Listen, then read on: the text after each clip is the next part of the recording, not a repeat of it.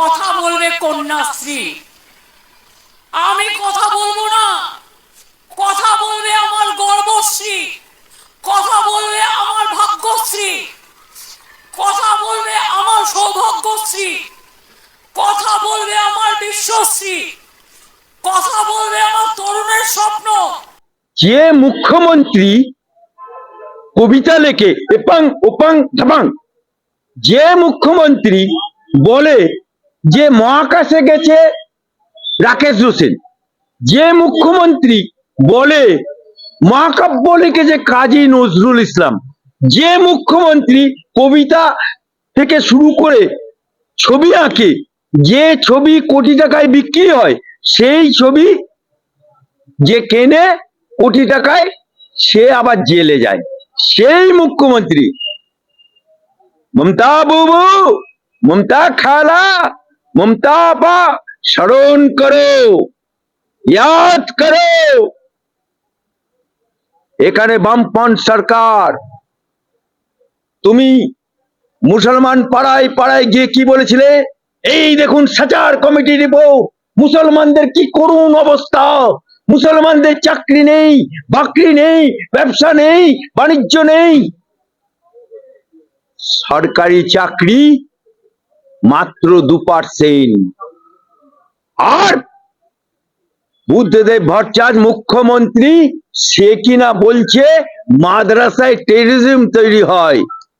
আপনারা আমাকে ক্ষমতায় বসান, আমি মমতা ব্যানার্জি, আমি কথা দিচ্ছি বাংলার বুকে 10,000 মাদ্রাসা করে দেবো।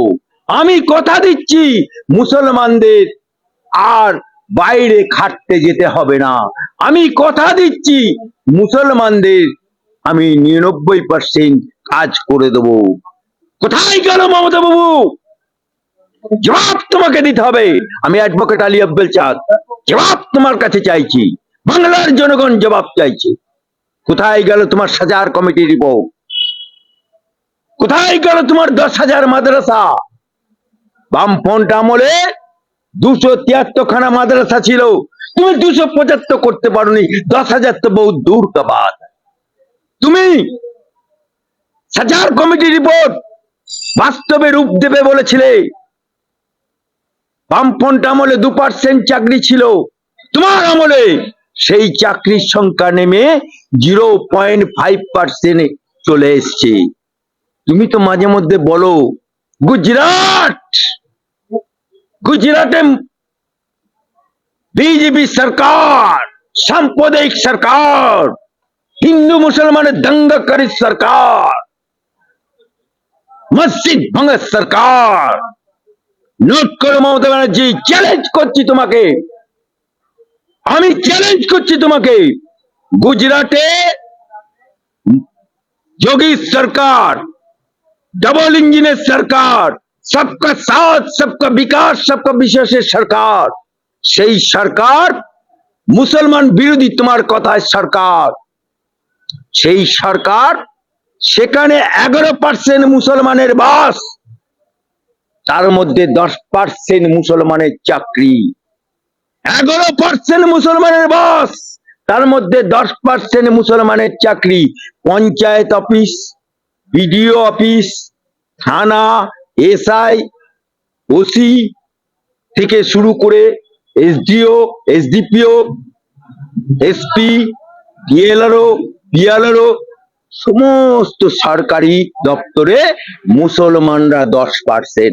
আর তোমার পশ্চিম বাংলায় 35% মুসলমানের বাস, সরকারি আঁকা, আর বেসরকারি ভাবে বলছে 51% মুসলমানের বাস। সেখানে তুমি মুসলমানদের চাকরি 0.5%।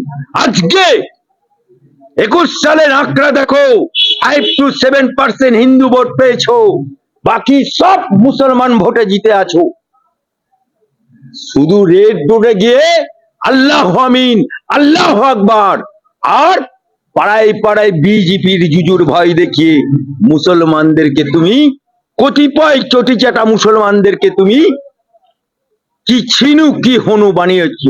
শাহজাহানের মতো, শওকত মোল্লার মতো, সিদ্দিকুল্লাহ মতো, সফেদ ঘোড়া সিদ্দিকুল্লাহ চৌধুরীর মতো, তোহা সিদ্দিকীর মতো এই ফেল, এরকম কিছু মানুষের উপকার হয়েছে, কিন্তু আম মুসলমানের আজ উপকার হয়নি। তাই আজকে তামান্না খুন হলো, তুমি কোনো তার মায়ের উত্তর দিতে পারলে না, তার মা আজও জবাব পেল না, তার মা আজও বিচার পেল না। অভয়া খুন হলো, যখন সারা রাত্রি ধরে অভয়া তোমার কি অন্যায় করেছিল, তোমার সরকারি হসপিটালে চাকরি করতে গিয়ে কর্মরত অবস্থায় তাকে রেপ হতে হলো, খুন হতে হলো। রাত 2টো পর্যন্ত বাংলার মায়েরা, বুবুরা, খালারা, পিসিরা, মাসিরা চিৎকার করে বলল, we want justice, we demand justice. আজও অভয়ের মা বিচার পেল না। বকটুয়ে বীরভূমে একটা বাড়িতে 10টা মুসলমান বাচ্চা ছেলে থেকে আরম্ভ করে মা, বুবুরা দাউ দাউ করে আগুন জ্বলছে, তারা চিৎকার করছে। কি অপরাধ করেছিল যে গোটা বাড়িটা মানুষ সহ মৃত হয়ে গেল, পুরো ছাই হয়ে গেল। তোমার পুলিশ সেখানে দাঁড়িয়ে ছিল, অদূরে কিছু করেনি, দমকল আসেনি, পাড়া প্রতিবেশীও বালতি করে পানি ঢালতে পারেনি। আজ যখন তামান্না খুন হলো, কি অপরাধ করেছিল তামান্না? তোমার এমএলএ জিতেছে, এত আনন্দ উল্লাস যে তামান্নাকে খুন করে দিল, বোমায়ের আঘাতে তামান্না খুন হয়ে গেল। তামান্না মা আজকে সন্তান হারা হয়ে গেল। পারবে তামান্নার মাকে, তার সন্তানকে ফিরিয়ে দিতে? জবাব তোমাকে দিতে হবে। আজকে বাংলার বুকে তুমি মুসলমানদেরকে ভোট লুটেরা বানিয়েছো, বাংলার বুকে মুসলমানদেরকে বোম মারা শিখিয়েছো, বাংলার বুকে মুসলমানদেরকে ভোট লুট করা শিখিয়েছো। যখন বাংলা থেকে আজকে ভাত নেই বলে, রুটি নেই বলে মায়ের মুখে বা আব্বার বুকে বুকে বিবির মুখে ভাত দিতে পারছে না, সদ্য বিয়ে করেছে, 7 দিন পরে স্বামী চলে যাচ্ছে বিদেশে, আমার রাজ্যে ভাত নেই বলে Howrah station, let me finish, 7 দিন হয়নি হাওড়া স্টেশনে তুলতে চলে গেছে, তার মা কাঁদছে, বুক ভরা কান্না, বেটা চলে যাচ্ছে কেরলে রাজমিস্ত্রির কাজ করতে, এখানে রাজমিস্ত্রির কাজ নেই। আজকে তার বউ বুক চাপা কান্না নিয়ে বসে আছে হাওড়া স্টেশনে, তার বাপের 2 চোখ নয়নে জল ভরা। আজকে মুর্শিদাবাদ, মালদা, দিনাজপুর, উত্তর 24 পরগনা, দক্ষিণ 24 পরগনা, হুগলি, হাওড়া মুসলমানরা ছড়িয়ে যাচ্ছে, চলে যাচ্ছে। বাংলায় ভাত নেই বলে, রুটি নেই বলে বাংলার বুকে আজকে তারা হকারি করতে পারছে না, কোনো রাজমিস্ত্রির কাজ করতে পারছে না। তাই তারা ভিন রাজ্যে, মোদির রাজত্বে, রাজস্থানে থেকে শুরু করে দিল্লিতে বিভিন্ন রাজ্যে ছড়িয়ে যাচ্ছে, পরিযায়ী শ্রমিক হচ্ছে। উড়িষ্যাতেও গিয়ে তাকে পরিযায়ী শ্রমিক হতে গিয়ে মৃত্যুবরণ পর্যন্ত করতে হচ্ছে। আর আজকে চোরের মায়ের বড় গলা, আজকে যেদিনকে তুমি সিঙ্গুরের বুকে টাটা তৈরি করা কারখানাকে ডিনামাইট দিয়ে উড়িয়ে শস্যের দানা ছড়িয়ে দিয়েছো, সেদিন থেকে বাংলার বুকে বাংলার বেকার যুবকরা শস্যের ফুল দেখতে শুরু করে দিয়েছে।